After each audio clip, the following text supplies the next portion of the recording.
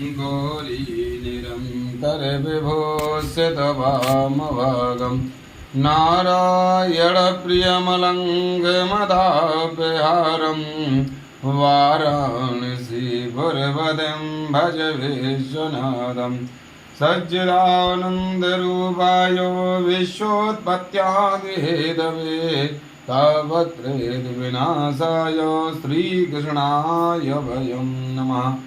दृष्टं वनं कुसुमितं राकेशरंजितं, बड़ा सुंदर यमुना का किनारा है। सुंदर वन में देख लिया है, नाराग चंद्रमा कैसा प्रकाशित कर रहा है इस वन को।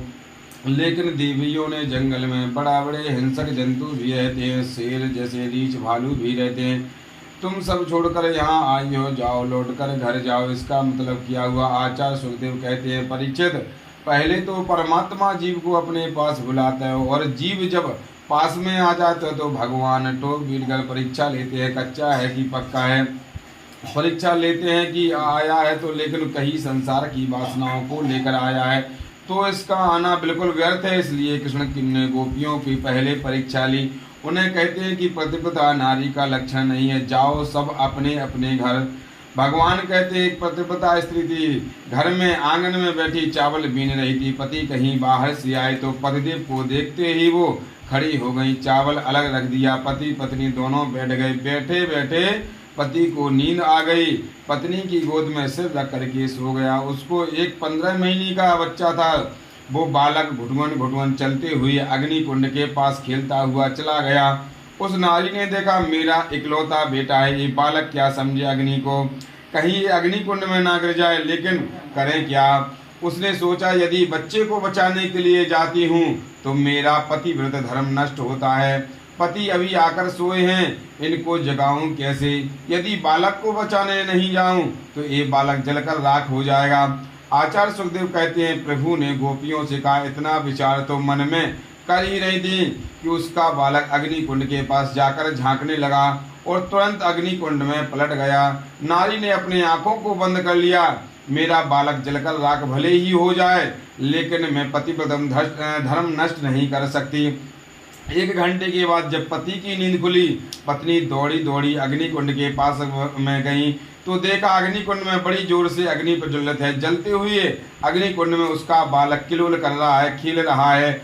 पतिव्रत धर्म का प्रभाव से जलती हुई अग्नि चंदन के समान शीतल हो गई। अग्नि के अंदर जो दाहक शक्ति है वो दाहक शक्ति समाप्त हो गई। ये होता है पतिव्रत नारी का महत्व। एक आप सब गोपियां हैं, मेरी मुरली को सुनकर अपने पत्नियों को छोड़कर चली आई मेरे पास। जाओ पति सेवा करो, यही सर्वोच्च धर्म है। इस बात को सुनकर गोपियां एकदम गंभीर हो गई, नेत्रों से अश्रु प्रवाहित हो गए। भगवान बड़ी कठिन परीक्षा लेते हैं। गोपियों ने कृष्ण से कहा, आप जो हमें घर जाने को कहते हैं गोपाल, ये बिल्कुल अच्छा नहीं कर रहे हो। सारे विषयों की हमने त्याग दिया है, आपके चरण कमलों की प्राप्ति के लिए यहाँ आई हूँ। यहाँ एक बार और बात समझो, पाद भूलनामा। इनका मतलब यह है कि शरीर को पति है और शरीर की पत्नी है, शरीर की सासू है, शरीर का बेटा। आत्मा का पति श्री कृष्ण के सिवाय कोई हो सकता है क्या? जब तक देह के प्रति अभ्यास है, जब तक देह के प्रति थोड़ा अभिमान है, तब तक देह के संबंध रखने वाले को प्रति प्रेम होना स्वाभाविक है। परंतु जब हमें समझ लें कि देह में नहीं हूँ तो मैं आत्मा में हूँ, ये चिंतन करते करते मन में आत्मा पर केंद्रित हो जाएं तो फिर आत्मा का पति सिवाय कृष्ण के कोई होता नहीं है। गोपियाँ कहती हैं, आपने जो पतिव्रता नारी का उपदेश दिया है गोपाल, ऐसी 2-4 कथा हम भी जाने। भगवान बोले, जानती हो तो बताओ। गोपियाँ कहती, एक पतिव्रता नारी थी, पति की बड़ी सेवा करती थी, नहलाती धुलाती खिलाती पिलाती बहुत सेवा करती। एक बार उसके पति ने कहा, हम तो परदेश जा रहे हैं धन कमाने के लिए। पत्नी ने कहा, मैं तो आपके बिना नहीं रह सकती। पति ने अपनी मूर्ति बनाकर पत्नी को दे दी और कहा, ये मूर्ति मैं हूँ, इसको मैं ही समझकर तुम पूजन कर लेना, ठीक है। अब पति के परदेश जाने के बाद पत्नी ने अपने घर के प्रधान द्वार को बंद कर लिया और पति की मूर्ति को अलमारी में बिठाकर नहलाती हैं, धुलाती हैं, आरती करती हैं, पूजा करती हैं, भोग लगाती हैं, सेवा करती हैं। हर समय पति की सेवा में लगी रहती हैं। 1.5 वर्ष के बाद उसके पति लौटकर आए। पत्नी घर में पति की मूर्ति की सेवा कर रही है।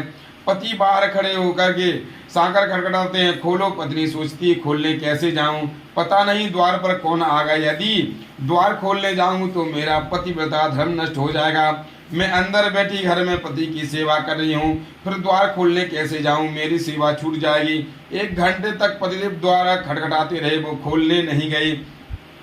गोपियों ने कहा, श्री कृष्ण हम आपसे एक ही प्रश्न कहते हैं, आप क्या समझते हैं? उस स्त्री को जाकर दरवाजा खोलना चाहिए कि नहीं? भगवान बोले, ये भी कोई पूछने की बात हुई है?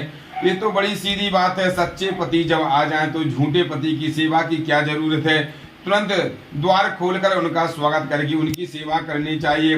गोपियां श्री कृष्ण से बोली, आपने अपने ही श्री मुख से न्याय कर दिया है। अब तक हमने भी जो मिट्टी की पतियों की बड़ी सेवा की, लेकिन आत्मा की पति श्री कृष्ण परमात्मा मिल गए तो उन पतियों की सेवा करने से हमें क्या विरोधता? ऐसो बर की जो क्यों बरे, जो जन्मे और मर जाए, और बर ये गोपाल जी जा से चुन लो अमर हो जाए। इसीलिए आपको ही हमने पति रूप में चुन लिया है। नैष्ठिक ब्रह्मचार्य सिवाय कृष्ण के किसी और के चरित्र में नहीं है। कृष्ण ने कामदेव से कहा, गोपिन को महन कर जंगल में समाधि लगाकर तो काम की भी सब जीतते हैं, लेकिन असंख्य सुंदरिया नारियों में गले में हाथ डालकर राजवार करके भी तुम पर विजय प्राप्त करूंगा।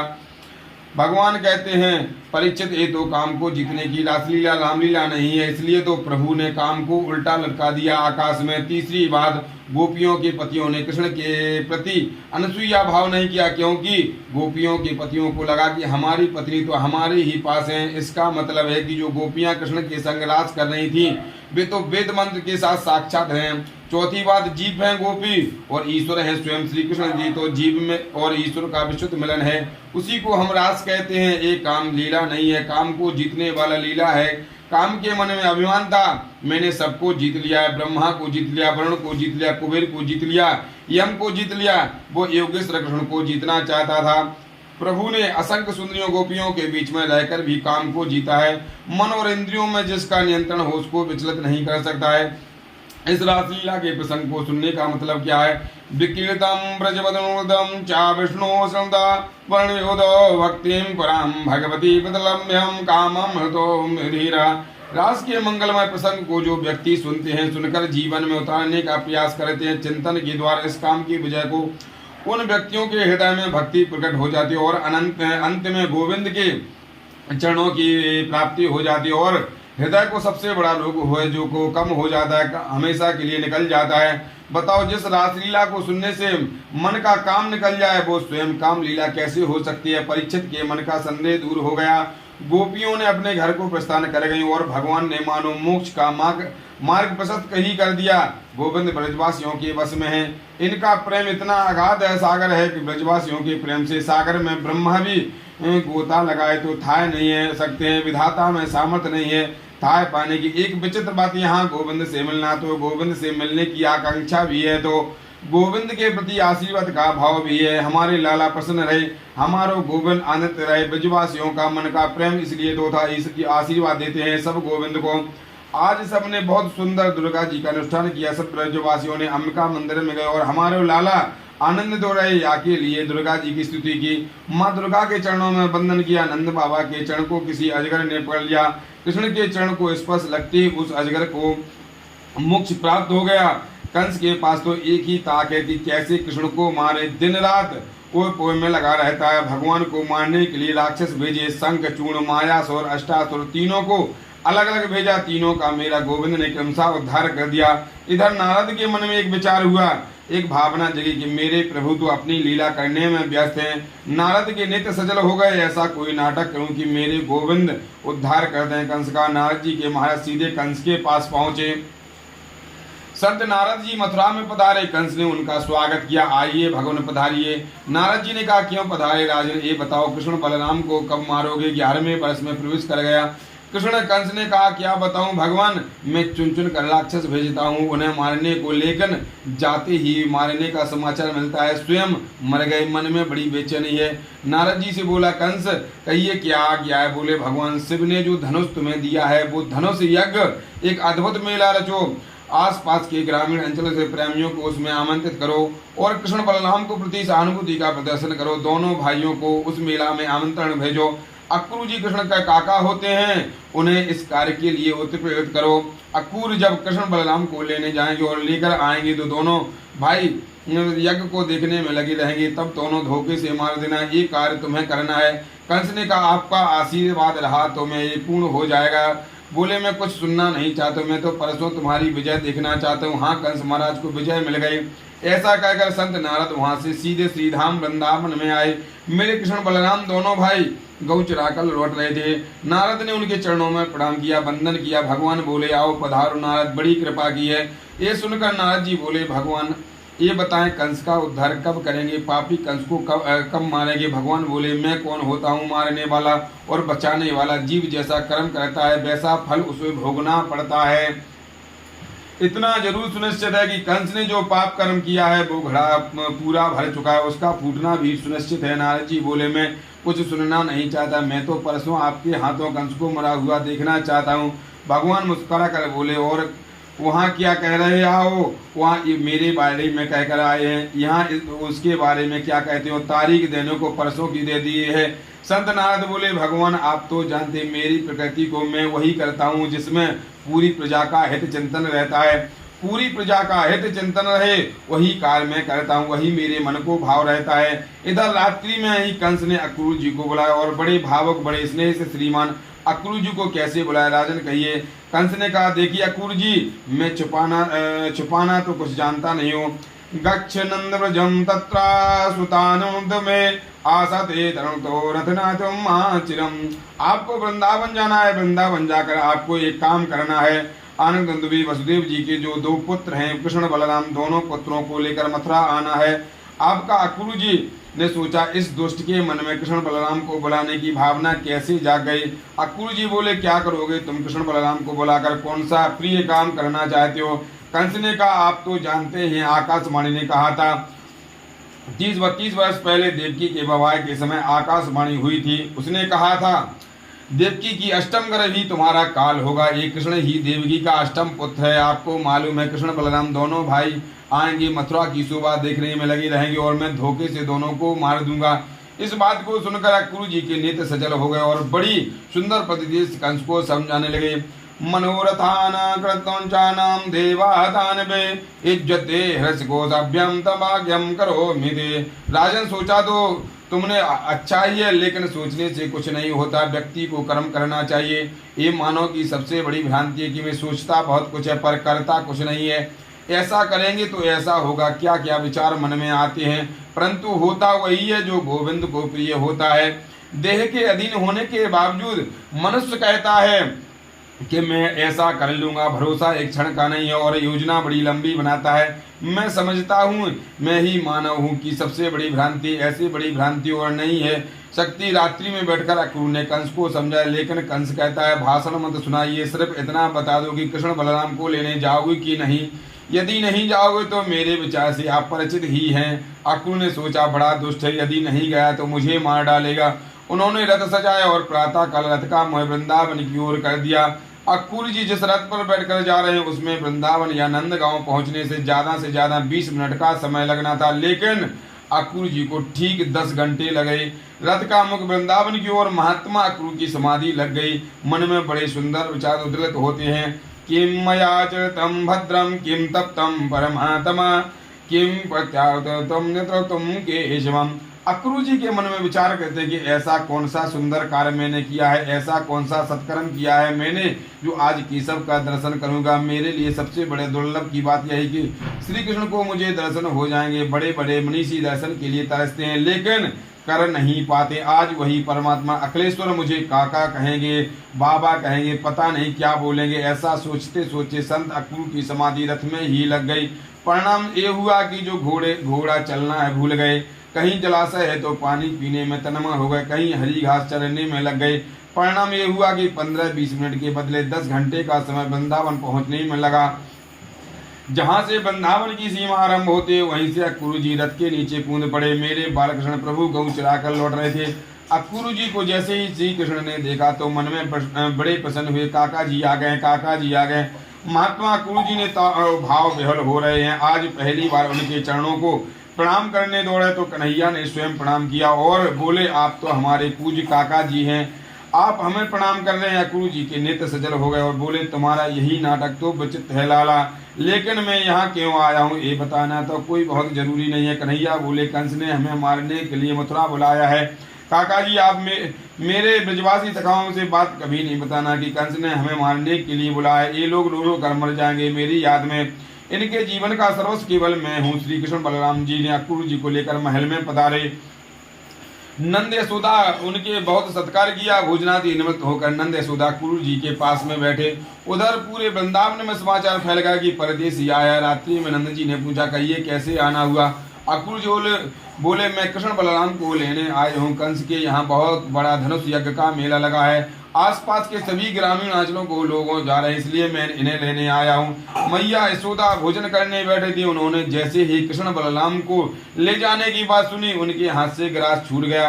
रोती हुई बोले, मेरे प्राणों की आवश्यकता किसी को हो तो मैं सरस ही दे सकती हूँ, लेकिन कन्हैया को अपनी आंखों से दूर नहीं कर सकती। कृष्ण बलराम दोनों मचल गए। मैया तो हमें कभी कहीं जाने नहीं देवे, हम तो जाएंगे। अब रोने ही लग गए। नंद जी ने कहा, कब तक बच्चों को छिपा कर रखोगी, तभी तो इन्हें जाना होगा। सुनो देवी, तुम ज्यादा चिंता मत करो, कृष्ण के मित्र के साथ में प्रस्थान कर जाता हूँ। रथ में बैठकर कन्हैया आएंगे और हम दो एक दिन इन्हें मथुरा घुमाकर वापस ले जाएंगे। सारे ब्रजमंडल में समाचार फैल गए। कल प्रातः कन्हैया चले जाएंगे। मैया यशोदा की आंखों की नींद उड़ गई। हजारों गोपियां कृष्ण महल के द्वार पर खड़ी हैं। कृष्ण के मित्र और बाबा तो बैलगाड़ी में प्रस्थान कर गए। अर्धरात्रि का समय था। मेरे गोविंद ने देखा पलंग पर माँ यशोदा नहीं है।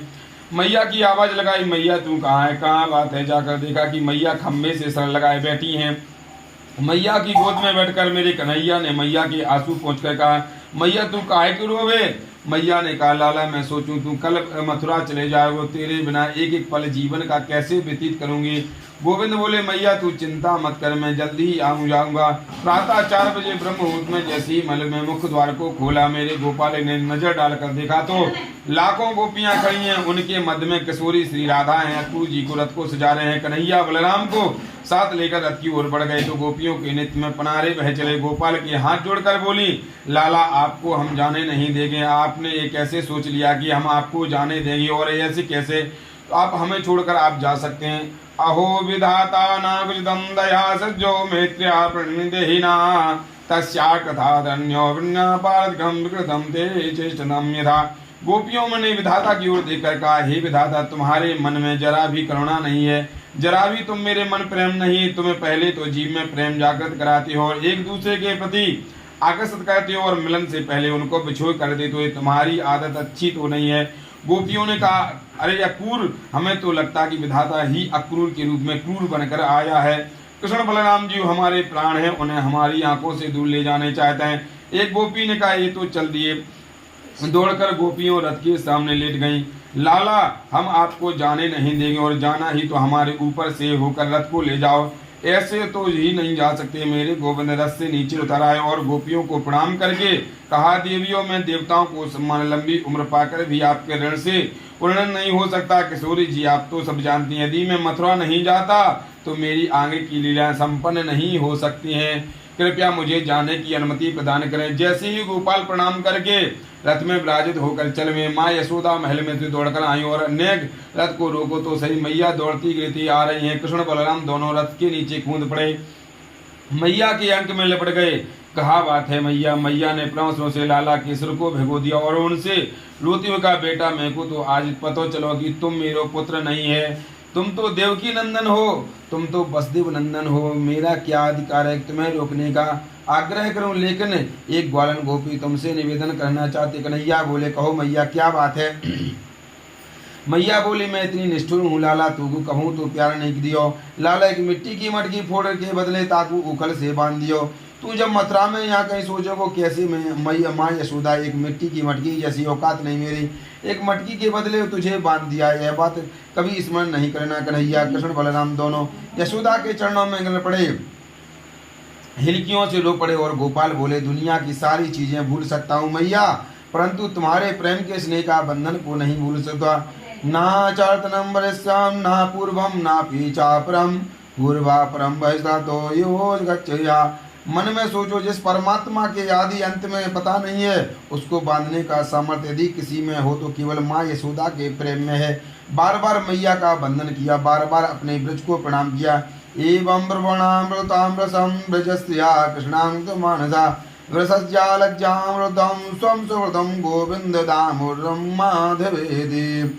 जब तक रथ की ध्वजा चमकती रही, रथ से उड़ने वाली धूल चमकती रही, तब गोपियां टकटकी लगाकर रथ को देखती नहीं। शायद लाला को हमारी याद आ जाए, शायद कन्हैया को हमारी काली और धूमर ग्रामन की याद आ जाए और वो रथ दौड़कर तुरंत हमारे अंक से लिपट जाए। लेकिन जब रथ की ध्वजा और धूल का चमकना भी बंद हो गया तो गोपियों ने अपने हृदय पर धैर्य को पत्थर रखा और मन में सोचा, ये गोपाल, यदि तुम्हें हमसे दूर रहने में प्रसन्नता होती है तो जीवन पर्यंत तुम्हारी याद करके रोती रहेगी, परंतु तुम्हारी प्रसन्नता में कभी विघ्न नहीं आने दूंगी। इसलिए जिस दिन श्री कृष्ण मथुरा गए, ब्रज की गोपियों ने मथुरा में जाकर माखन बेचना बंद कर दिया, क्योंकि हमारे जाने से हमारा कृष्ण की स्वतंत्रता में किसी भी प्रकार का व्यवधान आता है, तो ऐसा हम कभी नहीं करेंगे।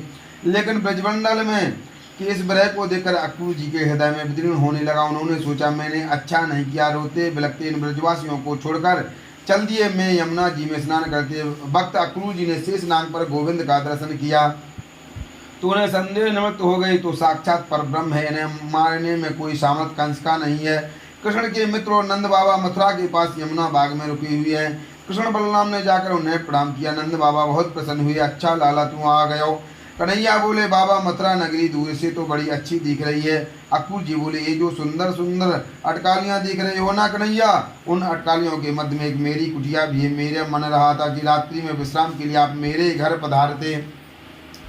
कन्हैया बोले, काका जी, अभी मैं किसी के घर आने के लिए बाध्य नहीं हूँ, मुझे क्षमा करें, वैसे समय न मिलने पर मैं प्रयास करूंगा। ऐसा कहकर संत अक्रूर जी को विदा कर दिया। अक्रूर जी के मन में तो ये पक्का विश्वास हो गया कि या तो परब्रह्म है, कोई सामर्थ्य नहीं है कंस की, इनका बल वहाँ का भी नहीं कर सकता। इसलिए कंस को जाकर कह दिया, मेरा कार्य मैंने कर दिया, आगे तुम जानो।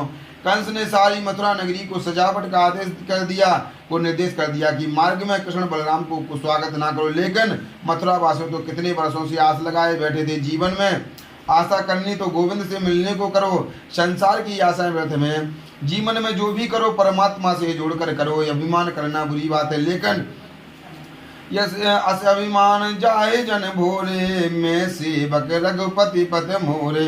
क्रोध भी करो तो परमात्मा से करो। आखिर क्रोध में किसके लिए बना है, तो क्रोध यदि किसी के लिए बना है तो इसलिए ही करना है, तो गोविंद से करो। ब्रजवासियों को क्रोध आता है तो कन्हैया के लाल पर गुलचा मारकर घोड़ा बनाकर बैठ जाते। एक व्यक्ति ने मुझसे पूछा, ठाकुर जी यहाँ कथा में जाते बस दिन रात सुनने की मिलता है, क्रोध मत करो, क्रोध मनुष्य को सबसे बड़ा शत्रु है। तो महाराज ये क्रोध तो आता ही नहीं है, जो इतो भी बनाया तो भगवान का ही। हमने उनसे कहा, आपको मना किसने किया है तो क्रोध करने का? तो जो सज्जन बोले, तो मैं क्रोध करूं तो बुरा तो नहीं है ना। मैंने कहा, लेकिन क्रोध भी मौका पड़ने पर करो, हर समय मत करो। हर समय क्रोध करना बुरी बात है। यदि क्रोध करना है तो गले से नीचे तक मत करो, यानी अंदर से क्रोध मत करो, बनावटी क्रोध करो। जैसे रामलीला में राम रावण का युद्ध होता है तो बनावटी क्रोध करते हैं। जैसे माँ बच्चों पर क्रोध बनावटी करती, अंदर से नहीं करती। गीता में भगवान कहते, क्रोधाद भवति सम्मोहो सम्मृष्टान्तिर्ब्रह्मा श्रमतिर्वंशदा बुद्धिनाशो बुद्धिनाशं प्रति। क्रोध में समूह पैदा होता है, उससे स्मृति में भ्रम पैदा होता है और स्मृति में भ्रम होने से बुद्धि नष्ट हो जाती है। जिसकी बुद्धि नष्ट हो उसका जीवन नष्ट। इसलिए सच्चा क्रोध नहीं करो। क्रोध करना है तो मेरे गोविंद से करो। जैसे कर्माबाई क्रोध करके गोविंद को कहने लगी, तुम नहीं खाओगे तो मैं भी नहीं खाऊंगी, तो गोपाल को प्रकट होने को खिचड़ी का भोग पाना पड़ा। व्रत का क्रोध कभी मत करो, वो काम बिगाड़ता है। कंस का सबके निर्देश दे दिया था कि उनका स्वागत ना करें, लेकिन हमारी मथुरा की माताओं ने आपस में कहा, अरे बजमारे, तो हमें मार्ग में जाकर स्वागत ना करने देखो तो हमारे घर की छतन पर से फूल बरसाने से नहीं थोड़ो कर देगो। माताएं बहनें सभी अपनी अटकालियों पर चढ़ गई, सोचने लगी, लाला इधर से निकलेगो तो मैं यही दर्शन कर लेगो। प्रेम जब उमड़ता है तो नियम नहीं देखता है। कन्हैया ने सोचा, कंस का उद्धार तो मुझे शीघ्र करना है। कन्हैया ने बाबा से कहा, बाबा हम नेक नगर में भ्रमण करने जाना चाहते हैं। बाबा ने कहे ना बेटा, मैं तुम्हें मथुरा में नहीं जाने दूंगा, तुमने यहाँ काउ से सारो कर दियो तो झगड़ो हो जाएगा। और ना बाबा, हम कछु नहीं कहेंगे, बस भ्रमण करके आ जाएंगे। अच्छो बलराम बेटा, तुम बड़ो है, इनको संग में जाओ, देखो ऊधम नहीं होना चाहिए। मथुरा में कृष्ण बलराम प्रवेश कर रहे हैं। हृदय में यदि वासनाओं को माधव प्रति आकर्षण है तो मथुरा है। जिसने वासनाओं को थू कर दिया, त्याग कर दिया, उनका नाम वासनाओं को त्याग है। फिर मथुरा बनाओगे तो गोविंद उस गली में जरूर जाएंगे, तो बिना बुलाए आएंगे, क्योंकि उनके आने की जगह अच्छी बन गई। एक साधारण मनुष्य भी किसी के यहाँ जाता है तो वो चाहता है शुद्ध स्थान मिले, पवित्र स्थान मिले। भगवान का हृदय में बैठना चाहो तो इसमें यदि गंदगी भरी हो तो क्या मतलब है, कैसे आएगा। अंतःकरण जिसका निर्मल बनेगा उसमें गोविंद का आसन लगेगा। मन को निर्मल करने का एकमात्र साधन है उसका स्मरण करना। मथुरा के नर नारी मेरे गोपाल का स्वागत करते हैं। आज श्री कृष्ण की उम्र है 11 वर्ष 55 दिन की। 11 वर्ष 55 दिन की नन्हा बालकृष्ण मथुरा की गलियों में जा रहे हैं। माताएं गोविंद को पर फूलों की वर्षा कर रही हैं, आपस में चर्चा भी कर रही है। ये सांवरे श्री कृष्ण हैं, गोरे बलराम जी है, इन्हें मथुरा क्यों बुलाया है। कृष्ण बलराम परमाताएं सुमन बरसा रही है। परमात्मा की सोना नहीं चाहिए, चांदी हीरे जवाहरात नहीं चाहिए, परमात्मा को सुंदर मन चाहिए। सुमन का असल अर्थ है सुंदर मन। सुंदर मन जिसने उन्हें अर्पण कर दिया वो प्रसन्न हो गए। जब फूल बरसने लगे तो कन्हैया की छोटे सखा है, उन्हें बड़ा संकोच लगा। सब सखा बोले लाला हमें तो शर्म लग रही है भैया। कन्हैया बोले काय बात की शर्म, अब देखिए लाला मथुरा में प्रवेश करते ही हमारे ऊपर कैसे फूल बरस रहे हैं।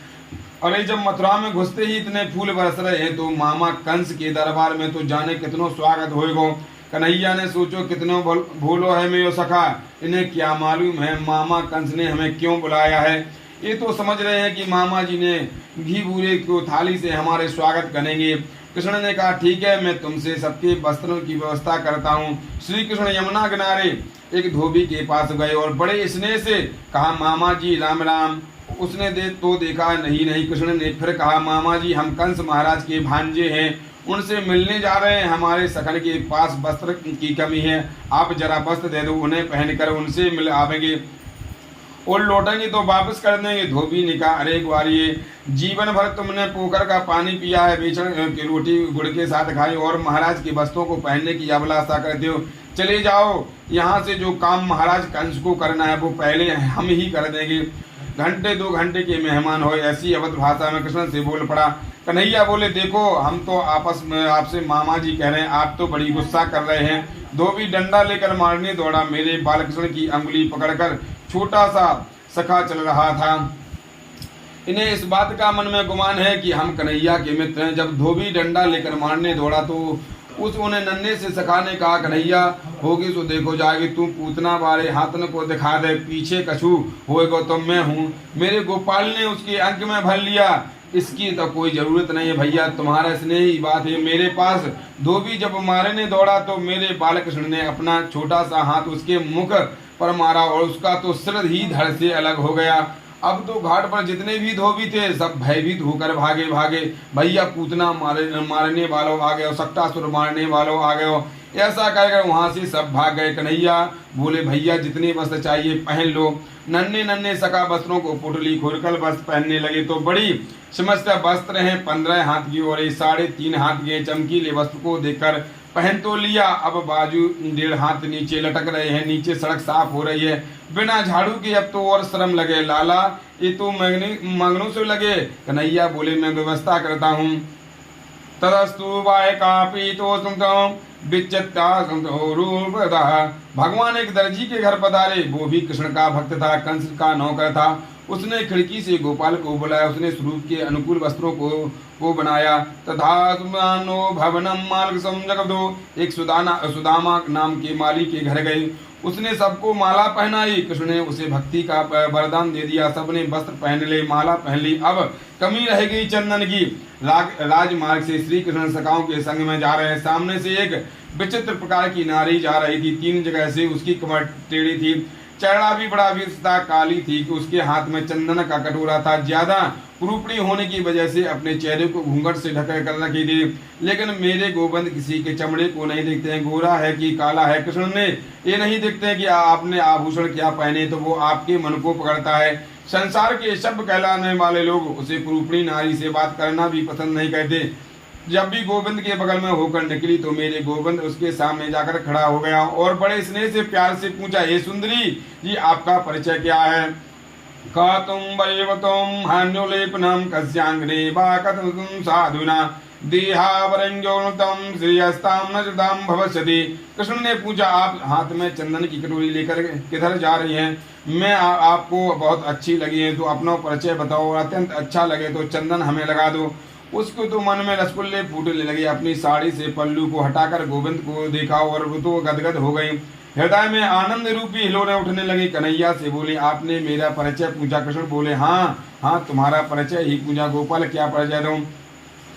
दस्याहं सुंदरम कंस्यासनुता त्रिवक्रनामा हनुतो कर्मणि मदभारतम भोजनतम प्रियाम निम्ना कृष्णोदे। मैं कंस की दासी हूँ, मेरा नाम तो सरनेंदी है, लेकिन कमर 3 जगह से टूटी है, कोई मेरा नाम नहीं लेता है। वो लोग मुझे कुब्जा कहते हैं, त्रिवक्का कहते हैं। गोपाल, मेरे जीवन का आज से पहला दिन है कि किसी ने मेरा परिचय पूछा। दुनिया के लोगों ने कभी मेरा परिचय नहीं पूछा कि मैं कौन हूँ। मेरे द्वारा घिसा हुआ चंदन महाराज कंस को बड़ा प्रिय लगता है, लेकिन आज मेरा मन कर रहा है ये चंदन आपको लगा दूं। क्या आप मेरे हाथ का घिसा हुआ चंदन स्वीकार करेंगे? कृष्ण ने कहा, हाँ लगाओ ना। उस त्रिवक्या ने कृष्ण के सखाओं को चंदन लगाया, बलराम जी को लगाया, और जैसे ही मेरे गोविंद को चंदन लगाया, गोपाल के नेत्रों से आंसू झर पड़े। सोचा, ये रंग की काली है त्रिवक्या, इसलिए इससे लोग बात करना पसंद नहीं करते। इसे तो भी मानवीय गुणों से जीने का आधार प्राप्त होना चाहिए। कन्हैया ने कुब्जा को अपने नजदीक आने को कहा। वो जैसे ही कन्हैया के पास आई, बालकृष्ण ने उसकी ठोड़ी से 3 अंगुल लगाई और जरा सा झटका दिया तो वो परम सुंदरी बन गई। जिस पर गोविंद कृपा कर दे उसे लिए बड़ी बात क्या है। अब भगवान कंस के धनुष यज्ञ में पधारे। करीण बामीनो सुतम सज्जम चाकृत्वा नृतम पसिदाम नृणाम प्रकस्यो मध्यो मध्यतो नृतम मधुभा। बाएं हाथ से प्रभु ने धनुष को उठाया और जितने देर में पलक गिरते ही उतनी देर में धनुष को 3 टुकड़े कर दिए। कुबलिया नाम के हाथी को मार दिया। कंस के पास समाचार गया, ये क्या किया महाराज? कृष्ण को क्यों बुला लिया आपने? उसने आपके धोबी को मार दिया, आपके दर्जी से कपड़े सिलवा लिए, आपके माली से माला पहनी, कुब्जा से चंदन लगवाकर उसे परम सुंदरी बना दिया। महाराज, दुखद समाचार है कि धनुष तोड़ दिया, वही धनुष जो शिव जी ने दिया था कंस को और कहा था ये धनुष जो तोड़ेगा वो तुम्हें नहीं छोड़ेगा। अब तो कंस को भय से नींद नहीं आती। उसे तो सपन में गधे पर अपनी सवारी दिखाई देती। अनेक प्रकार के दुख स्वप्न उसको देखते ही सैनिकों ने कहा, आप क्यों चिंता करते हो? हम लोगों ने बहुत बड़ी रंगभूमि बनाई है, उसमें बड़े बड़े पहलवान मुष्टिक चारूण कृष्ण बलराम को ललकारेंगे। बस आपकी आंखों के सामने दोनों को ही मार देंगे। विशाल रंगभूमि में एक तरफ माताएं विराजमान है, एक तरफ युवतियां हैं, एक तरफ राजकुमार है, एक तरफ वृद्ध पुरुष है, संत महात्मा भी हैंगे, एक तरफ बड़े बड़े मल्ल पहलवान हैं। उन लोगों ने कहा, महाराज कृष्ण बलराम आने वाले हैं, मैं आपकी आंखों के सामने दोनों को मार देंगे। कंस महाराज का सिंहासन ऊंचाई पर लगा हुआ है, सीढ़ियां चढ़कर कृष्ण बलराम दोनों भैया रंगभूमि में प्रवेश कर रहे हैं। आचार्य सुखदेव जी ने बहुत सुंदर चित्रण किया इस झांकी का। मल्लानाम सनिर्णाम नरवरः स्त्रीणाम श्रमो मूर्तिमान गोपानाम सततो सताम शतभुजाम सतो सपत्तो सजो मृत्युम योतो प्राणम विदुषाम तत्वं परम योगिनां विष्णुनां परदेवो देवतम रंकम गधा साग्रजः। कृष्ण तो एक ही लाखों में नर नारी बैठे हैं। आश्चर्य है कि एक ही कृष्ण सबको अलग अलग रूप में दिखाई देता है। बड़े बड़े मल्ल पहलवानों को मेरा गोविंद पहाड़ जैसा दिखाई देता है। नव युवतियों को कृष्ण कामदेव के समान सुंदर दिखाई देता है। जितने वहाँ गोप बैठे हैं सबको कन्हैया अपने मित्र के रूप में दिखता है। राजकुमार को कृष्ण राजकुमार दिखता है। जो नासमझ लोग हैं उनको श्री कृष्ण साधारण मानव के रूप में दिखते हैं। योगियों को श्री कृष्ण परमात्मा परम तत्व के रूप में दिखता है। ज्ञानियों ब्रह्म के रूप में दिखता है। भक्तों को भगवान के रूप में दिखता है। जाकी रही भावना जैसी और प्रभु मूरत देखी तिन तैसी। जैसा जिसका भाव है एक ही प्रभु के दर्शन अनंत रूप में हो रहा है। जैसे मैंने आपको सामने एक श्वेत मणि को रख दिया और कहा, श्रीमान इस मणि का रंग क्या है? आपकी आंखों को काला चश्मा लगा है तो आपने कहा कि ये तो काली है। दूसरे ने हरा लगाया तो उसे हरी दिखाई दी। ऐसे आपको जिस रंग के चश्मे से देखेंगे वो ऐसी ही दिखेगी। मणि वही है, अपरिवर्तनीय है, लेकिन आंखों पर चश्मा जैसा होगा उसका रंग वैसा ही दिखाई देगा। वैसे ही परमात्मा के स्वरूप में परिवर्तन नहीं होता है, लेकिन भगवान दृष्टि जैसी होगी प्रभु उसी भाव में दिखेंगे। कंस को मेरा गोविंद साक्षात काल के रूप में दिखता है। चाणूर मुष्टक ने कहा, आओ कृष्ण, हमने तुम्हारी लीला बहुत सुनी है। गोकुल में तुमने बड़ा नाटक किया, आज हमारे साथ तुम्हें युद्ध करना पड़ेगा। कन्हैया बोले, लंबड़ो तो हमसे अब नहीं, कैसे नहीं आता। हमने पूतना भेजी, सक्तासुर भेजा, तृणावत भेजा, सारे राक्षसों को तुमने मार दिया और कहते हमें युद्ध करना नहीं आता। कृष्ण बोले, तुम्हारी सौगंध खाकर कह रहे हैं मामा जी, जितने भी राक्षस सब गए, मराए गए, हमने तो उन्हें यमुना जी में फेंके बस। चाणूर ने कहा, ना बालो नागतम बलस्योम्बरा लीलेभ्यो हतो येनो श्रतम। तुम बालक नहीं, तुम किशोर नहीं, आज हमारे साथ युद्ध करोगे तो जानेंगे। इतना कहकर जबरन चाणूर ने कृष्ण को पकड़ लिया, मुष्टक ने बलराम को पकड़ लिया। सुखदेव जी कहते हैं, राजन, चाणूर कंस को सेनापति अतिगति वीर है जो 1 लाख सैनिकों से अकेला युद्ध कर सकता है। ऐसे अतिगति वीर से मेरा नाक क्षण लड़ेगा, जिसकी आयु है 11 वर्ष 56 दिन की। लेकिन ये ताकत मिली है मैया यशोदा के दूध से, जिस माता के अंतर हृदय में ये भावना होगी कि वृद्धावस्था में बालक हमारी सेवा करे तो बचपन में बालक को अपना दूध पिलाना चाहिए। मातृ दुग्ध में जो ताकत होती है वो और किसी चीज में नहीं है। हमारे आयुर्वेद में लिखा है कि 1000 कृष्ण ने इतने बड़े बड़े राक्षसों को उद्धार किया है, इतने आततियों को मार गिराया है। वो सब दूध दही माखन खा करके व्यक्ति को विशुद्ध शाकाहारी होना चाहिए। लंबी आयु और निरोगी काया में रहना हो तो शाकाहार का सेवन करो। किसी के प्रकार को रोग आपके घर घेर नहीं सकता।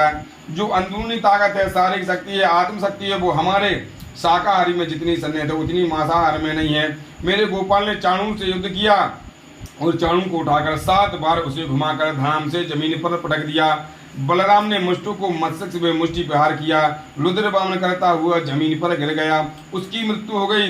तीसरे आतताई को प्रभु ने उठाकर जमीन पर पटक दिया। एक एक करके सब राक्षसों को प्रभु ने ऐसा ही मार गिराया। कोई धनुष बाण नहीं है, कोई तलवार नहीं है, किसी को धक्का देकर मार देते हैं, किसी को उठाकर पटक देते हैं। एक सैनिक को मारने के लिए तैयार होते हैं, वो बेचारा हाथ जोड़कर बोला, मुझे मत मारिए, पेट के लिए नौकरी करता हूँ कंस की, लेकिन भक्त तो आपका हूँ।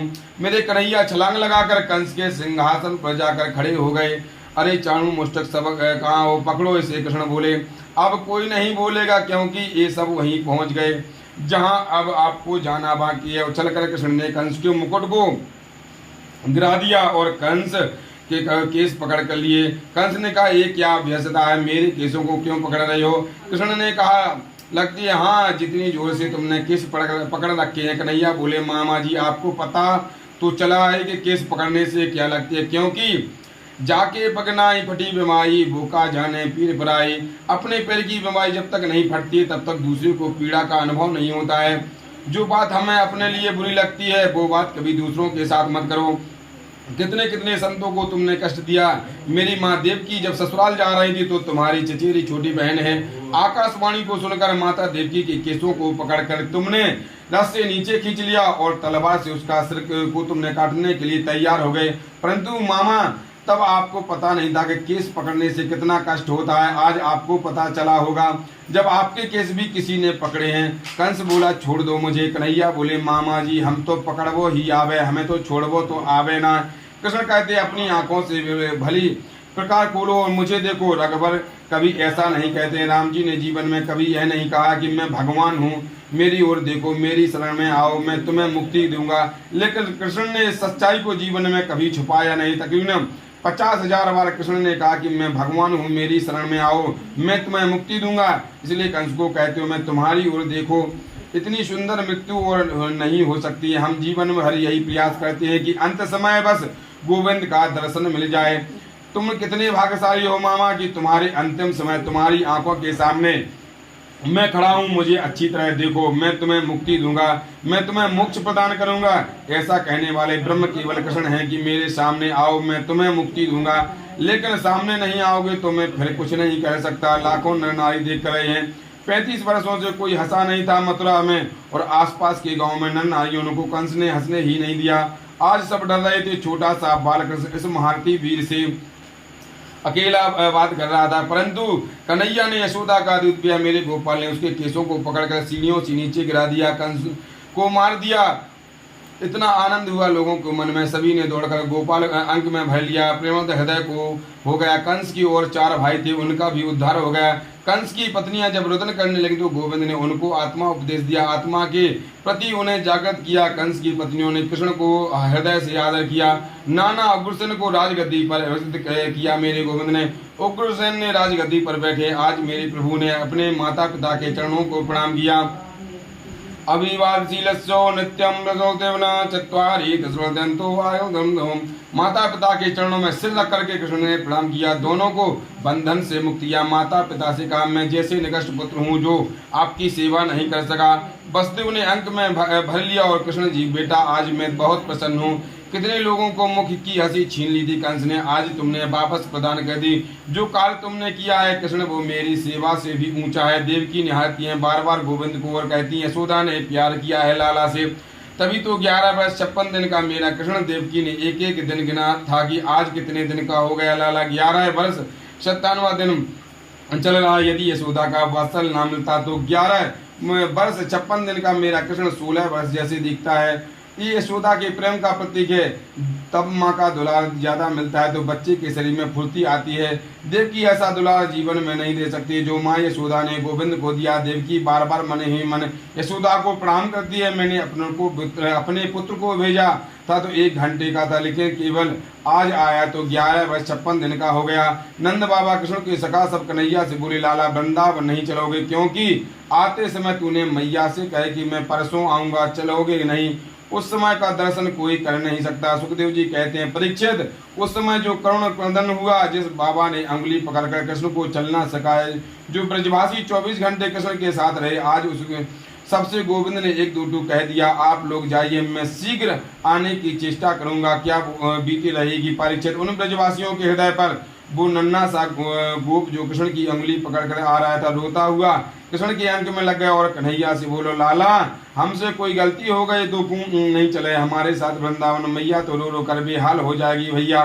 कृष्ण ने उसे नन्हे से गोपाल को गोदी में लिया और बोले, कुछ परिस्थितियां ऐसी हैं मैं बता नहीं सकता। और सखा तुम इतने भी समझ नहीं लो कि ब्रज में जो दूर रहकर मैं सुखी तो नहीं रह सकता, लेकिन इसके अलावा कोई चारा नहीं है। और मैं समझता हूँ कि ऐसे कार्य में तुम्हें मेरा सहयोग ही बनना चाहिए। उन सखाओं ने हृदय को मजबूत बनाया। नंद बाबा बार बार पीछे को और मुड़कर देखते हुए और वहां से चले गए।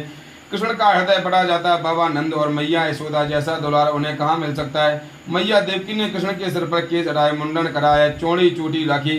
जनेऊ संस्कार दोनों भाइयों की हुआ। जनेऊ संस्कार होना चाहिए जब तक श्री कृष्ण ब्रज में रहे। सजनों ऐसे तपस्वी का जीवन जिया कृष्ण ने, आप उनका दर्शन करें। 11 वर्ष के 54 दिन तक कृष्ण ब्रज में रहे। उतने दिन अपने चरणों में कभी पादुका नहीं पहनी, नंगे पैर रहे। कहीं वर्ण नहीं आता है कि कृष्ण ने पादुका ब्रज में पहनी ही, लिखा ही नहीं, क्योंकि कृष्ण को जितने सखा हैं उसमें 90% सखा नितांत विपिन है, अत्यंत गरीब हैं। मेरे गोविंद ने सोचा कि मेरे सखाओं के बीच में यदि चरण पादुका पहनूंगा तो ये मुझे बड़े बाप का बेटा समझे, फिर सख्य भाव कैसे होगा। चरण पादुका पहनी नहीं। इतने दिन तक जब श्री कृष्ण ब्रज में रहे अपने सिर के केस नहीं कटाए। उनका संकल्प था कि जब तक ब्रजवासियों को पूरे संकट को दूर नहीं कर देता मैं सिर के केस नहीं हटा सकता। एक अनुष्ठान था कृष्ण का। और जब तक गोविंद ने ब्रज में वास किया सिले हुए वस्त्र नहीं पहने, झीनी सी चदरिया ओढ़ लेते, क्योंकि कृष्ण के कितने मित्र थे ऐसे थे जिनके जीवन बिना वस्त्र के पहने निकल गए। इतने गरीब मित्र हैं कृष्ण के जिनके शरीर पर एक शाबत कपड़ा नहीं है। उनके बीच में कृष्ण ने सोचा मैं दुशाला कैसे पहनूं। घर में माँ पहना भी देती तो उतार कर रख जाते। उनके संग तो काली कमरिया ओढ़ कर रहते। और जब तक कृष्ण ने ब्रजवास किया परीक्षित अपने हाथ में तलवार नहीं ली। मुरली के अलावा कोई आयुध नहीं हुआ, तलवार चलाई नहीं। धनुष बाण हाथ में उठाया, बलराम हाथ में ले लिया, फरसा हाथ में ले लिया, केवल मुरली, क्योंकि कृष्ण मानते थे कि ब्रज में तो प्रेम का प्रदेश है, वहाँ हिंसा नहीं। जितने राक्षस कृष्ण को मारने आए किसी को धक्का देकर मार दिया, किसी को उठाकर पटक दिया, यानी अपने शरीर का स्पर्श देकर मुक्ति की। उनकी तलवार या धनुष बाण से नहीं मारा। जब तक ब्रज में वास किया कृष्ण ने परीक्षित अपने सिर पर सोने का मुकुट नहीं पहना, केवल मोर पंख पहना। न कभी हीरे का हार पहना, ना सोने का मुकुट पहना। मैया यशोदा उनकी बहुत सजावट करती थी, घर में उनकी खुशी के लिए पहन लेते, लेकिन जैसे ही बाहर जाते तो मुकुट और हार उतार करके लग जाते। कहीं ऐसा चरित्र तुम्हें कहीं देखने को मिला? परीक्षित बोले कि नितांत विपिन ग्वालों के बीच ऐसा बन गया कि उन्हें लगा कि हमारा आज उसी का परिणाम है कि कृष्ण के मित्र जब लौट कर गए, मार्ग भूल गए, मार्ग में कहाँ जा रहे हैं, किधर चल रहे हैं, पता ही नहीं, क्योंकि उनका मन तो कृष्ण के चरणों में बंधा हुआ, गोविंद उनके हृदय में बैठा हुआ। आज कृष्ण के जनेऊ संस्कार हुआ, मुंडन करता कौन जनेऊ पहनता है कुछ मालूम नहीं है उनको, तो यशोदा रहकर याद आती है, बार बार एक ही बात आती है, कनुआ कनुआ। ऐसा सुंदर चरित्र पिताजी ने गुरुकुल में पढ़ने भेजा कृष्ण को। सारी विद्याओं को कृष्ण ने पढ़ा, धनुर्विद्या को पढ़ा, वही सुदामा से मैत्री हो गई और लौटते समय सुदामा को गले लगाया। गुरुदेव के मरे हुए पुत्र को यमपुरी से लाकर प्रदान किया। पंचजन्य नाम का राक्षस को मार करके प्रभु ने पांचजन्य नाम शंख का प्राप्त किया। सुदामा को गले लगा बोले, मेरी मथुरा कभी आना। सुदामा ने कहा, प्रयास करूंगा। गुरुदेव और माता जी की आशीर्वाद लेकर कृष्ण आए, आकर माता पिता के चरणों में प्रणाम किया। लेकिन जिस दिन कृष्ण पढ़कर आए वह मन में नहीं लगता, घर में बिल्कुल मन नहीं लगता। 24 घंटे याद आती है मैया यशोदा की। बरसों बीत गए, वृंदावन को छोड़े हमें कैसे किशोरी राधा कृष्ण किशोर जी का बार बार वंदन करते हैं। हे सरस किशोरी रत रस वर्गी जे कृपा की गोर। जब यह पढ़कर आए कृष्ण को मन घर में नहीं लगता। नाम तो बहुत लंबा, अनन्या ममता विष्णु ममता प्रेम संगता भावा सिमता सत्यम बुधो प्रेमानगते। आज मैया देवी ने कृष्ण के लिए भोजन बनाया और सोच रही हैं आज पहली बार लाला को अपने हाथ से भोजन कराऊं। ये भाव लेकर देवकी आए, लेकिन जैसे ही कृष्ण के कक्ष में प्रवेश किया, मैया देवकी को रहते देखते ही कन्हैया के मैया यशोदा याद आ गई। मैया यशोदा कृष्ण हो गया और हिलकियों से कृष्ण रोने लगे, हिलकियों से गोविंद रोते हुए। मैया तो एकदम डर गई, एकदम काय को रोवे, क्योंकि माँ देवकी ने कृष्ण को गोद में खिलाया नहीं था, इसलिए कृष्ण के स्वभाव से परिचित भी नहीं है। थाली अलग अलग दी, दौड़ी आई वसुदेव जी के पास में। वसुदेव जी ने कहा, क्या हुआ? देवकी बोले, कैसे बताऊं आपसे, आज पहली बार जीवन में कृष्ण को अपने हाथों में भोजन कराने लग गई, आपसे हाथ से भोजन बनाकर ले गई, किंतु कन्हैया तो मुझे देखते ही रोने लगा। सुनिए, जब विषय अवंतिकापुरी से पढ़कर आया है, कृष्ण किसी को बात नहीं करता है, कभी हंसकर प्रेम से किसी से बोलता नहीं, अपने कक्ष में शांत गंभीर समाधि लगाकर बैठा रहता है। मुझे लगता है कुछ गड़बड़ है, माँ का हृदय होता ही ऐसा है, आप कुछ प्रयास करो ना। वसुदेव ने कहा, मैं भी कैसे पूछ लूँ, लाला का स्वभाव से परिचित तो भी नहीं हूँ, क्योंकि गोद में तो मैंने भी नहीं खिलाया। इतने में यदुवंशियों के मंत्री बृहस्पति के शिष्य ज्ञानियों में श्रेष्ठ सी उद्धव जी आ गए। उद्धव जी देख करके वसुदेव जी ने उनसे कहा, बेटा कृष्ण के पास जाओ और जाकर कन्हैया से पूछो, रोते क्यों हो, मेरा गोविंद आजकल इतना चिंतित क्यों रहता है। उद्धव ने कहा, आप बिल्कुल चिंता ना करें, मैं पिताजी मैं अभी जाता हूँ, जाकर मैं पूछूंगा। जैसे उद्धव ने श्री कृष्ण के महल में प्रवेश किया, देखा बैठे बैठे कृष्ण रो रहे हैं। उद्धव जी ने जाकर प्रणाम किया और उद्धव जी ने कहा, गोपाल मैं आपसे व्यक्तिगत रूप से पूछना चाहता हूँ, आपको मथुरा में कोई तकलीफ है, यहाँ कोई कष्ट है, आपके हमने यदुवंशियों से कोई अपराध हो गया है। इस बात को सुनकर अपने मंच से उठे और उद्धव को अंक में भरकर हिलकियों से रोने लगे और बोले, ऊर्ध्व मोहि ब्रज विसृत नहीं हंसुदा को सुंदर करो कुंजन की छाए।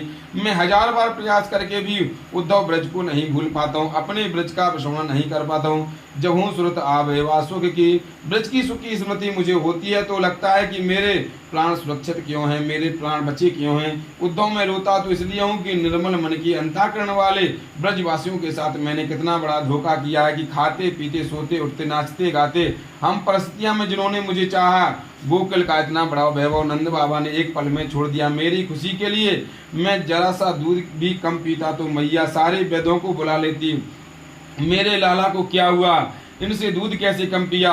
मेरे अरे उद्धव जी, जब मुरली बजाता तो 1000 गायें मुझे घेर कर खड़ी हो जाती, वो 1000 बछड़े पूंछ उठाकर दौड़ते हैं मेरे पास, और जैसे ही मैं मुरली को बंद कर देता हूँ तो टेढ़ी नजर से देखते हैं, मानो ये कहना चाहती है, क्यों बंद कर दिया गोपाल, क्यों मुरली बंद कर दी गोपाल, बजाओ ना, शायद ऐसा कहना चाहती हूँ। इन ब्रज की गोपियों का सर्वस्व में किशोरी राधा की मेरे ऊपर बहती कृपा, पर मैंने इतना बड़ा अन्याय किया है। चलते समय मैंने यशोदा जैसी महान तपस्वी माँ से झूठ बोला। मेरी माँ मुझे हृदय से लगाकर जब रोने लगी तो मैंने मैया यशोदा से झूठ बोलकर कहा कि परसों आ जाऊंगा।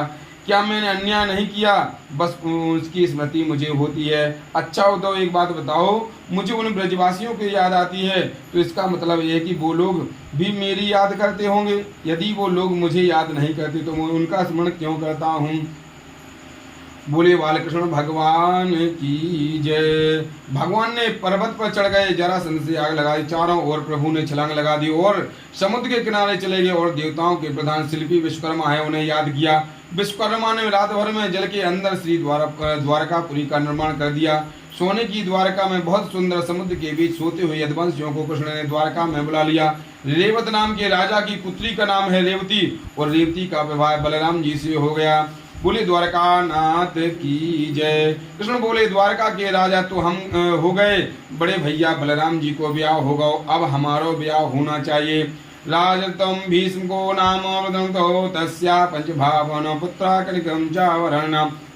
एक भीष्मक राजा हैं, कुंडलपुर के राजा हैं भीष्मक। उनके 5 पुत्र थे, बड़े पुत्र का नाम था रुक्मी। 5 पुत्रों के बाद कोई पुत्री नहीं हुई। मन में बड़ी बेचैनी हुई, बड़ी तपस्या और समुद्र के में कमल के फूल पर उन्हें एक सुंदर सी नन्ही बालिका मिल गई। उसी का नाम रुक्मणी है। रुक्मणी लक्ष्मी और लक्ष्मी किसी को गर्भ में वास नहीं करती। इसे उस कन्या को लेकर राजा भीष्मक आए। लक्ष्मी प्रकट हुई समुद्र से, वो लक्ष्मी जानकी बनी तो प्रकट हुई पृथ्वी से, और वही जानकी रुक्मणी बनी तो प्रकट हुई कमल के फूल से। भीष्मक ने कन्या को लाकर रानी को सौंप दिया और प्रसन्न होकर बोले हमें पुत्री मिल गई, ये कितनी आनंद की बात है। रुक्मणी को पढ़ा लिखा कर विदुषी बनाया।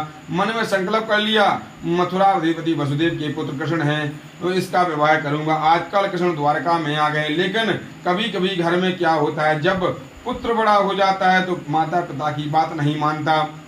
बड़े पुत्र रुक्मी ने शिशुपाल से सगाई कर दी। रुक्मिणी की ओर पिताजी से बोला पिताजी परसों स्वयंवर होगा, बड़े बड़े राजकुमार आएंगे, लेकिन आप रुक्मिणी से कह दें वो शिशुपाल के गले में ही माला डालें। स्वयंवर तो नाटक के लिए होगा, मैंने शिशुपाल को वचन दिया है। रुक्मिणी को जब पता चला कि मेरा विवाह शिशुपाल से होना निश्चित किया है भैया ने, रुक्मिणी ने अपनी भाभी के पास आई और रोती हुई भाभी से बोली भाभी मैंने तो बचपन से द्वारकाधीश को पति माना है, भैया ने सगाई शिशुपाल से कर दी। भाभी कहती है मन छोटा क्यों करती हो, एक पत्र लिख दो द्वारकाधीश के पास, भगवान श्री कृष्ण को भी स्वयंवर में आमंत्रित करो। कृष्ण स्वयंवर में आ जाए तो सबके सामने वरमाला डाल देना। रुक्मिणी जी ने पत्र लिखा और ये पत्र पंडित जी द्वारा द्वारकापुरी भेजा। कितना सुंदर पत्र लिखती है रुक्मिणी जी ने, दर्शन करें। श्रुत्वा गुणवदो सुंदरम श्रवताम ते निवस्यो कर्णादाम रूपम दृशाद समतोरदम तज्जात विसदी चित्रमुतम में। हे गोपाल मैंने केवल आपके गुणों को सुना है। श्रुत्वा नवधा भक्ति में पहली भक्ति है श्रवणम, इसलिए रुक्मिणी लिखती हैं मैंने आपको आंखों से देखा नहीं है, केवल आपके गुणों को सुना है। हे गोपाल आप सोचे कि एक कौन नारी है जो हमें पत्र लिख दिया। तो कातुम मुकुंदम महिति कुलसुतम विद्यानुतम धीरापतिम कुलपतिम नारदम कन्या काले संगोनुतम एवं। ऐसा कौन सी नारी है जो एक बार आपकी झांकी को सुनकर आपको नहीं चाहेगी। आप पधारे मुझे लेकर जाएं। जो वस्तु सिंह को मिलनी चाहिए उसे कोई सियाल ले जाए तो ये तो बड़ी संकोच की बात है। मेरी शिशुपाल के साथ में सगाई हो गई, परसों स्वयंवर है शिशुपाल के साथ में, तो मैं कभी विवाह कर नहीं सकती। आप नहीं आए तो मैं शरीर को त्याग कर दूंगी, लेकिन किसी और को चाह नहीं सकती। रुक्मिणी ने अपने आप प्रश्न करती हैं और अपने आप जवाब दे रही हैं और लिख रही हैं। अंतः प्रंतानुतो बंधु स्मृतो कथामृते हृदयाम्याम द्रोति महति कृतो यस्यानुतो। अंतःपुरी में तुम रहती हो तो मैं तुम्हें लेकर आऊंगा कैसे, यदि आप ऐसा सोच रहे हो। गोपाल जी तो हमारे कुल की परंपरा है कि ब्याह से पहले बेटी कात्यायनी का पूजन करने जाती है, तो गांव से बाहर में वहां जाऊंगी, आप वहीं पधारें, बरमाला पहनाऊंगी, लेकिन किसी और को नहीं चाह सकती। पंडित जी ने कहा पत्र अपने पढ़ लिया, मैं जाऊं। रुक्मिणी जी ने कितना सुंदर संदेश लिखा भेज द्वारकाधीश को। पंडित जी ने कृष्ण से पूछा अब मैं जाऊं। भगवान बोले चलिए ना।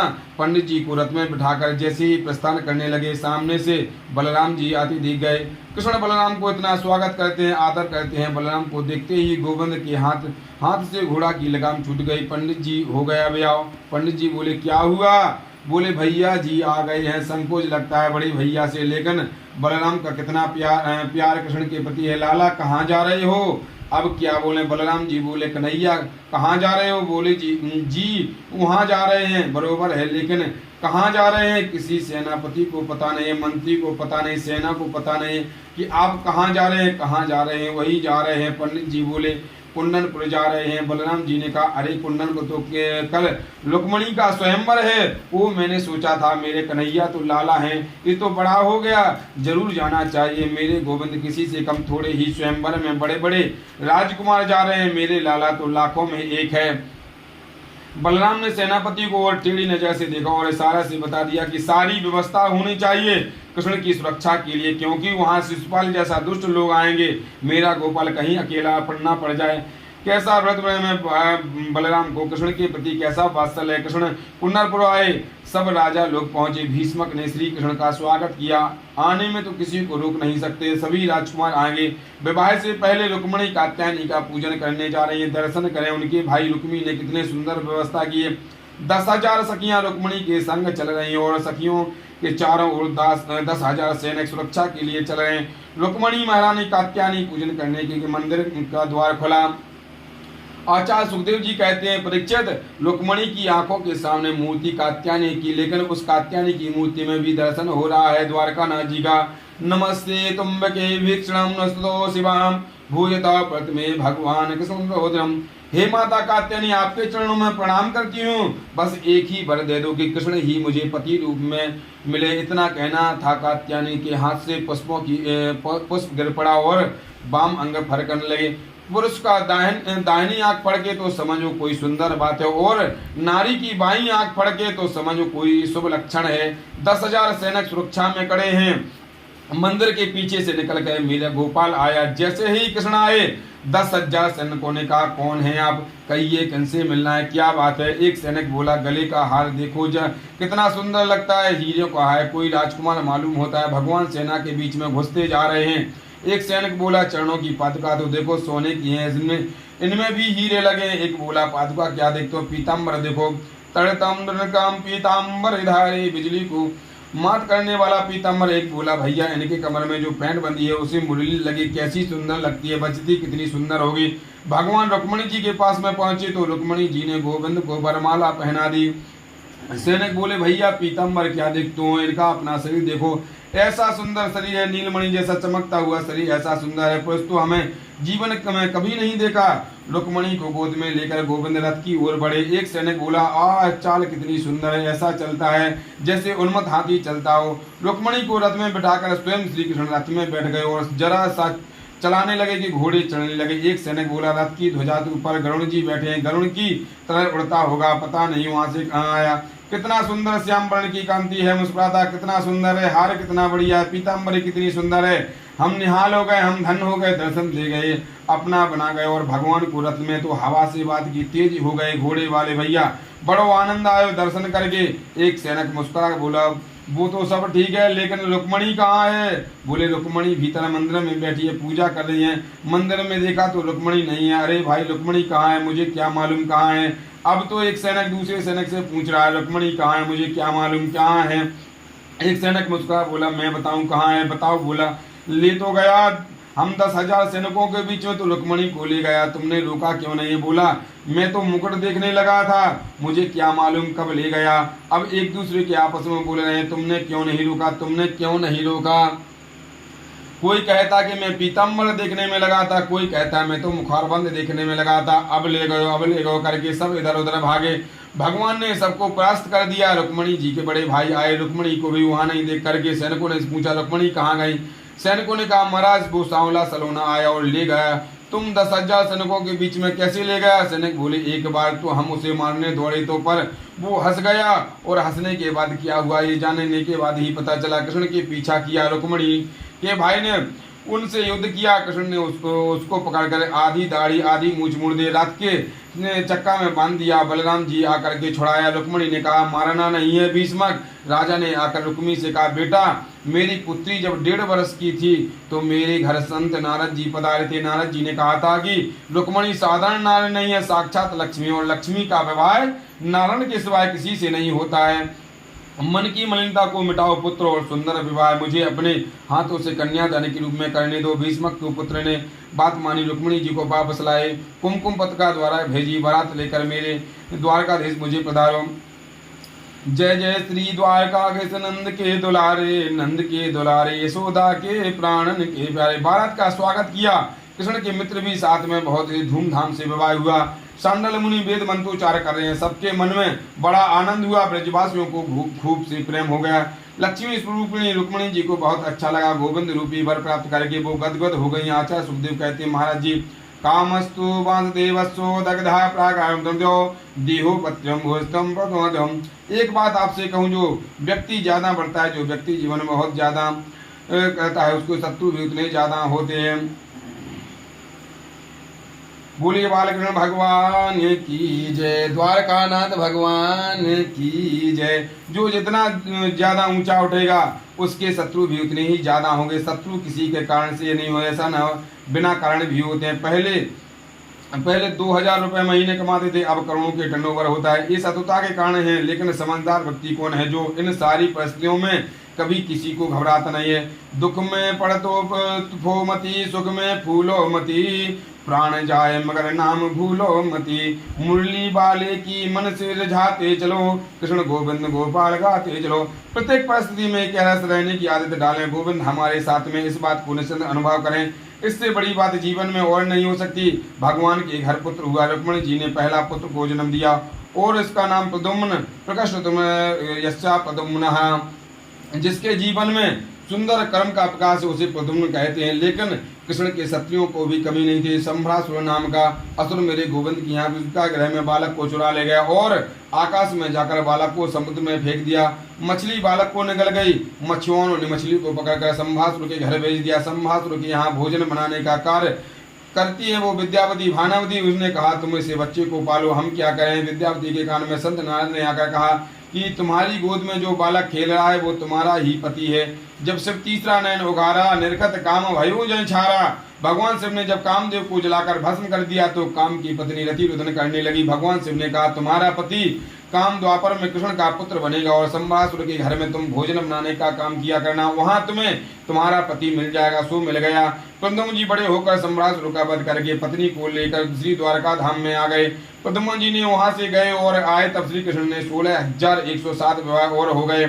मेरे कन्हैया के पूरे विवाह है 16,108। एक बात कहूँ, भगवान के 16,108 तो विवाह होकर पत्नी हैं। अरे वो तो सबके पति हैं, वो तो सर्वंतयामी हैं, परमात्मा हैं, सबके सच्चे पति हैं। भगवान का दूसरा विवाह जामवंती के साथ में हुआ है। पुत्री जामवंती जी के साथ भगवान का दूसरा विवाह हुआ है। परीक्षित बड़े उत्साह से सुन रहे, बोले, गुरुवर मेरी समझ में नहीं आया कि भालू की पुत्री कृष्ण की पत्नी कैसे। सुखदेव जी कहते हैं, राजन, द्वारका में एक राजा आए थे, उनका नाम था सत्राजित। सत्राजित महाराज बड़े प्रतापी थे। उनके पास में एक मणि थी, उस मणि का नाम था स्यमंतक मणि। वह स्यमंतक मणि 10 घंटे नित्य पूजन किया करता था। यदि नित्य प्रति 10 घंटे उसका पूजन किया जाए तो स्यमंतक मणि में 8 भार सोना रोज निकलता था। 8 भार सोना, आप 8 भरी मात्र समझना, 8 तोले नहीं समझना, 8 भार सोना कहते हैं 2 क्विंटल सोना। इतना सोना उस मणि से नित्य प्रति प्रकट होता था। एक दिन सत्राजित राजा उस मणि को कंठ में पहनकर श्री कृष्ण सभा में आए तो भगवान हंस करने लगे और बोले, सत्राजित से आपके घर में कुल कितने सदस्य हैं? सत्राजित बोले, एक मैं हूँ और एक मेरी वृद्धा पत्नी, एक छोटा भाई है प्रसेन और एक मेरी इकलौती पुत्री है सत्यभामा। भगवान बोले, इसका मतलब तो घर में तुम कुल मिलाकर 3.5 प्राणी हो। बस इतना छोटा सा परिवार हो, इतना स्वर्ण देने वाली मणि रखते हो, क्या करोगे इतना स्वर्ण का? यदि तुम चाहो तो मणि को हमारे खजाने में जमा कर दो, इससे प्रजा का बहुत सहयोग होगा। कृष्ण ने मणि अपने लिए नहीं मांगी, समाज कल्याण के लिए मांगी। गरीबों को हित होगा, दुर्भिक्ष पड़ेगा तो उसमें लोगों की सहायता हुई। सत्राजित ने कहा, क्षमा करें, मैं मणि नहीं दे सकता। भगवान ने आपको चीज है, हम ज्यादा क्या कह सकते हैं। सत्राजित मणि को लेकर चले गए। आज उनका भाई प्रसेन ने मणि को पहन लिया और प्रसेन उस मणि को पहनकर जंगल की ओर शिकार करने गया। किसी ने सिंह ने प्रसेन को मारकर मणि को छुड़ा लिया। इधर से जा रहा था जामवंत जी ने सिंह को मारकर मणि ले ली और अपनी बेटी को खिलौना समझकर खेलने के लिए दे दी। सत्राजित सोचता है, किसने मेरे भाई का मारकर मणि हत्या ली है। फिर उसने सोचा, परसों कृष्ण ही मुझसे मणि मांग रहा था, मैंने मना कर दिया था, इसलिए उन्होंने ही मेरे भाई को मारकर उससे मणि छुड़ा ली होगी। इतना बड़ा कलंक मेरे गोविंद को लग गया। भगवान को आज रात्रि भर नींद नहीं आई। काजल से भी काली कोई चीज है तो व्यर्थ कलंक है। परमात्मा कभी किसी को कलंकित ना होने दे, ये प्रयास हमेशा करो। भगवान ने गर्गाचार्य से पूछा, गुरुजी मैं तो जानता भी नहीं, प्रसन्न को मैंने कभी देखा नहीं और कहते हैं उसके मैंने मार दिया। मेरे पास से आवाज आई, ये ऐसे क्या हुआ है? मेरी जन्म कुंडली जरा देखिएगा। गर्गाचार्य जी बोले, कन्हैया तुमने चौथ वाला चंद्रमा देख लिया होगा। भादों में जो चतुर्थी के दिन चंद्रमा देखने से कलंक लग जाता है। भगवान 10-5 लोगों को लेकर जंगल में गए, जहाँ प्रसन्न मरे पड़े हुए थे। उन्होंने देखा कि जहाँ प्रसन्न मरे पड़े वहाँ सिंह के पैरों के चिन्ह, और जहाँ सिंह मरा पड़ा है वहाँ रीछ के पैर चिन्ह। रीछ के पैरों को चिन्ह को देखते देखते मेरे गोविंद गुफा के द्वार पर आए। गुफा के अंदर प्रवेश किया तो जाम्बवंत बैठे थे। कौन है कहकर जाम्बवंत कृष्ण को मारने के लिए दौड़ पड़े। दोनों में भयंकर युद्ध छिड़ गया। युद्ध करते करते जामवंत जी की नस नस ढीली हो गई। श्री जामवंत जी बोले, बस बस मैं समझ गया गोपाल, आप तो मेरे राम जी हैं। भगवान श्री राघवेंद्र ने जब रावण को मारकर आए तो अपनी पूरी सेना से कहा, आज मैं आपको कुछ देना चाहता हूँ, मांगो।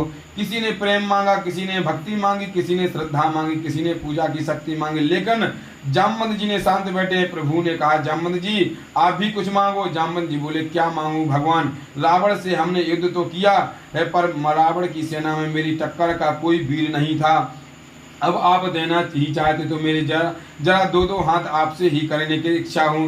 देखूं तो सही मेरे रघुवर में कितना बल है। भगवान ने कहा, ऐसा नहीं हो सकता। स्वामी और सेवक का युद्ध होना मर्यादा के अनुकूल नहीं है, पर तुम्हारी अभिलाषा को मैं पूर्ण जरूर करूंगा।